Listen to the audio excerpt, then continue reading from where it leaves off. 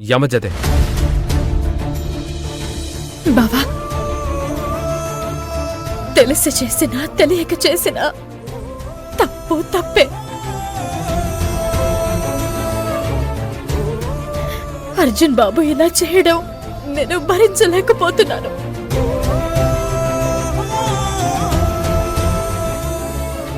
అందుకే ఆ ఇంటి నుంచి వచ్చేశాను. కావేరి, ఇది కరెక్ట్ కాదు. గుండెల నిండా ప్రేమ పెట్టుకుని అబద్ధ మాటలు మాట్లాడుతున్నావు.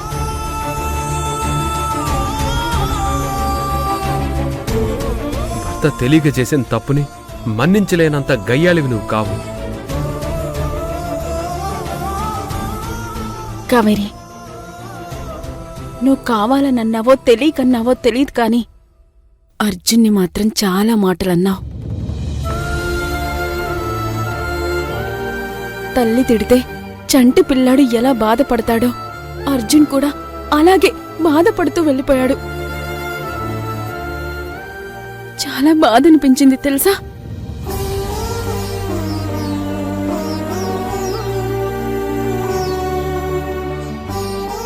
అత్తయ్య, మీరు మౌనంగా ఉంటారేంటి అత్తయ్య?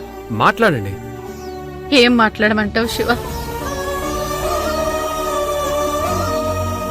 కావేరి సంగతి నీకు కూడా తెలుసు కదా. తనేమైనా అనుకుంటే అది ఖచ్చితంగా చేసి తీరుతుంది. ఎవరు చెప్పినా వినదు.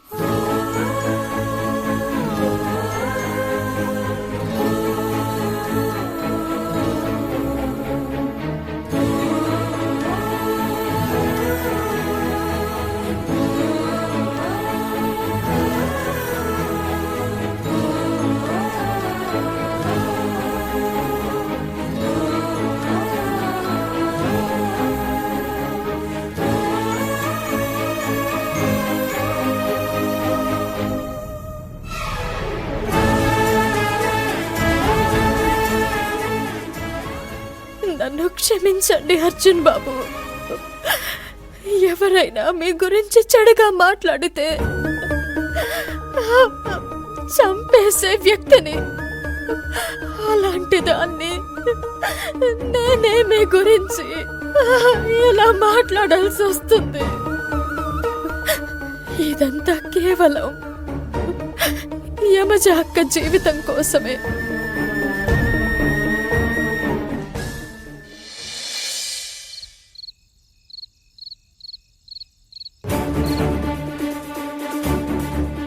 కావేరి ఏమనుకుంటుంది కాకి?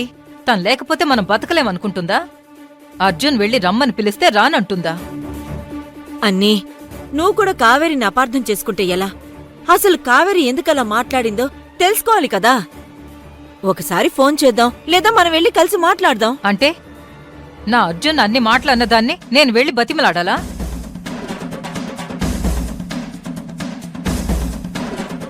అన్నీ తనేదో చిన్నపిల్ల. భర్త తనకు అన్యాయం చేశాడన్న ఫీల్లో ఉంది. మనం కూడా కోపం తెచ్చుకుంటే ఎలా? అంటే ఏమంటావు ఇప్పుడు? నేనెళ్ళి ఆవిడ గారి కాళ్ళు పట్టుకుని క్షమించమని అడగాలా? అత్తయ్య, అత్తయ్య, ఒక్క నిమిషం ఆగు.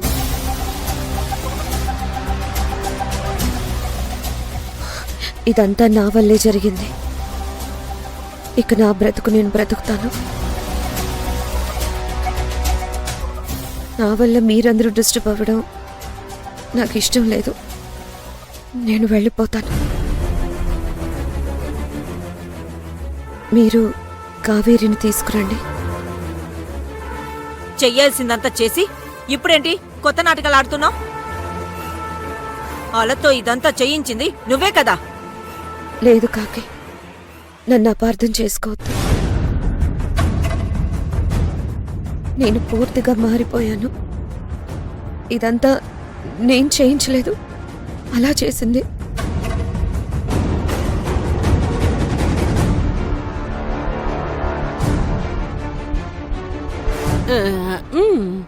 ఆపు నీ నాటకాలు. మారిపోయానంటూనే కొంపలు ముంచావు.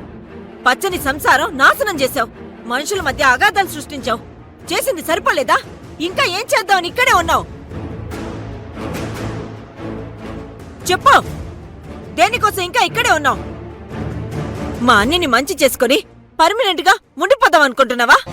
ఇదేంటి ఇంత ఓవరాక్షన్ చేస్తుంది? లేదు, నాకెప్పటికీ ఆలోచన లేదు. అయితే వెళ్ళిపో. ఏకాకి ఏం మాట్లాడుతున్నావు? తను కడుపుతో ఉంది. అలాంటి అమ్మాయిని ఎలా బయటికి పంపిస్తారు? అలా నువ్వాగు. ఇదంతా జరిగింది నీ వల్లే. అర్థమైంది కాకే. నేనిక్కడ ఉండడం వల్లే ఇన్ని ఇబ్బందులు వచ్చాయి. సరే, నేనిక్కడి నుంచి వెళ్ళిపోతాను. మీకెవ్వరికీ కనిపించినంత దూరం శాశ్వతంగా వెళ్ళిపోతాను.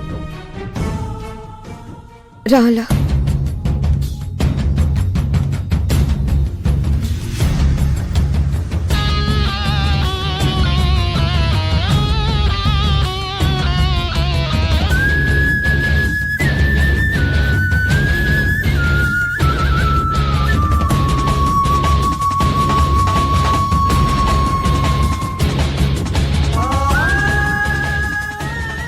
యమజ గడప దాటేలోగా వాళ్ళు ఆపుతారంటావా?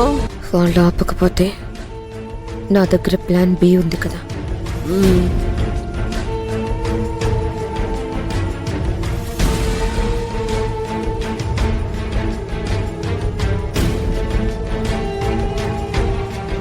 ఏయ్, మళ్ళెందుకు వచ్చావు? ఇప్పుడు నేను ఈ ఇంట్లో నుంచి అడుగు బయట పెట్టడం ఈ సమస్యకి సొల్యూషన్ కాదు. నువ్వు ఇక్కడ ఉండడమే సొల్యూషనా? కాదు అత్తయ్య, నేను రేపు కావేరి ఇంటికి వెళ్తాను. తనకి నచ్చజెప్పి వెనక్కి తీసుకొస్తాను. కావేరిని బావని కలిపే బాధ్యత నాదే. తర్వాత నేను శాశ్వతంగా వెళ్ళిపోతాను. ఇదే ఈ సమస్యకి పరిష్కారం. మళ్ళీ ఇదో కొత్త ప్లానా?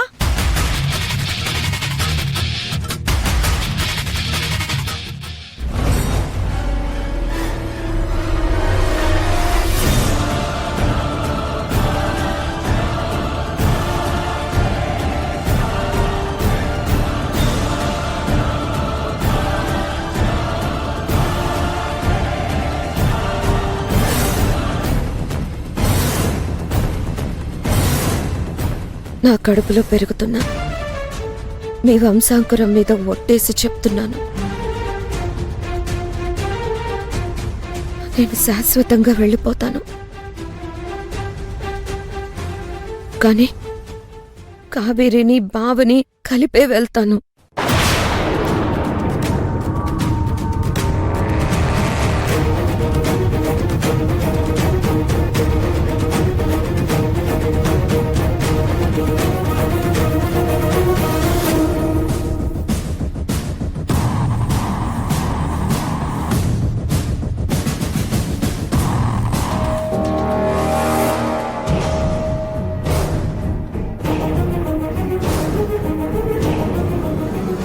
అన్నీ అది మారిందంటే నాకు నమ్మబుద్ధి కావడం లేదు. అది మారితే ఎంత మారకపోతే ఎంత. రేపది కావేరిని తీసుకురాకపోతే చెప్తా దాని సంగతి.